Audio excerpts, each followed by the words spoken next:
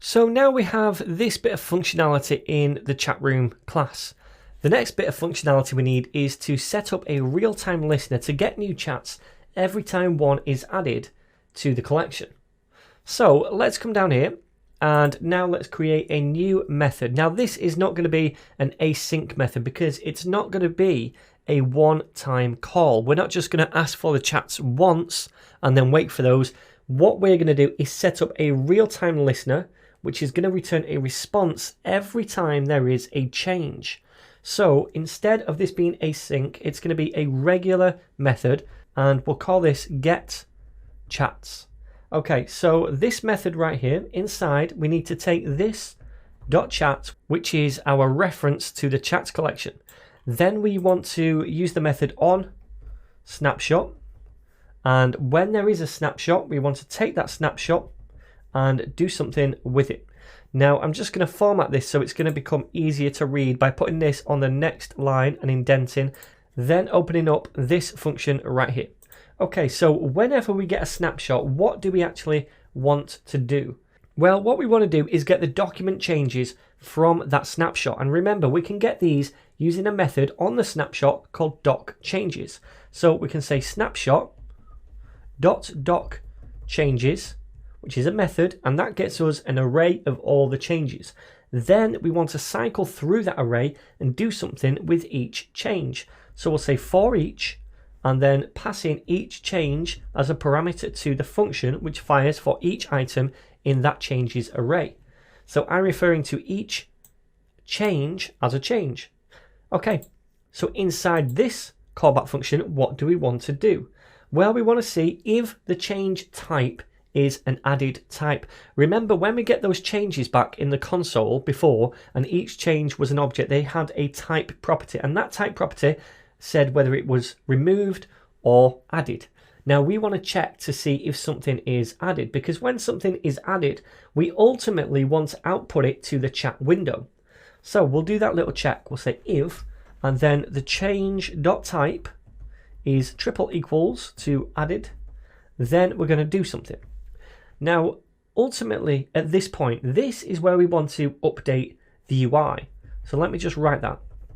Now remember, this class here that we have, chat room, this is responsible for managing all of the chat room data. We're going to have a separate class which will manage the chat UI.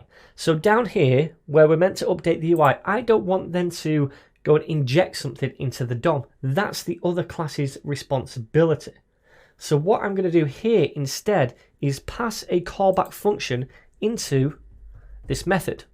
And then down here, we'll call that callback function. So for example, if I call this down here, I'm going to delete this stuff and I'm going to say chatroom.getChats. And then inside here, we pass a callback function. For now, I'm just going to define this as an arrow function like so. And in here later on, we could do something like call the update function on the UI class or something like that. But for now, let's just log something to the console. I'm going to take in the data as a parameter and we'll pass that in a second. And then I'll say console.log data. So we're passing in a function here as an argument to this method. We take that function in and we refer to it as callback. Then here we can call that function. So that's invoking this function right here. We need to pass this data parameter into it as an argument up here. And to do that, we take the change that we're currently iterating, because remember, we're firing this function for each change. If it's an added type, we take that change. Then we get a document reference by saying .doc, and then we get the data by saying .data, which is a function or a method. And that gets us that data object. And what we're doing is passing that back now to this callback function. So this callback function is going to be fired every time we get a change that is added. Now, when we first load up the application in the browser, it's going to look at the database and it's going to consider all of the documents here as initial changes. And all of those are going to be added types to begin with. So we'll find out that this is going to fire 3 times. It's going to take the data from each of those documents on those changes, and it's going to pass that into this callback function, which is currently just logging the data to the console. That's all we're doing at the minute. So let's give this a whirl. We should see those 3 documents inside our console. I just saved that and I'm going over here. And now we see, it takes a second, but we get these 3 documents right here. And we can see the message, the room, the user, etc. in each one of those. Now, if I was to go and add a new document over here, which I'm going to do, I'm only going to add one of the fields because this is just a test. And it will still add out here because it's a new document of added type. But anyway, all I'm going to say is test for the message, save it, we get that new document, and we should get that right here, which we do because we now have this new real-time listener set up. So every time there's a snapshot, then it's going to fire this thing down here, check if it's an added type, and then if it is, it's going to call the callback and pass in that data, which we fire down here.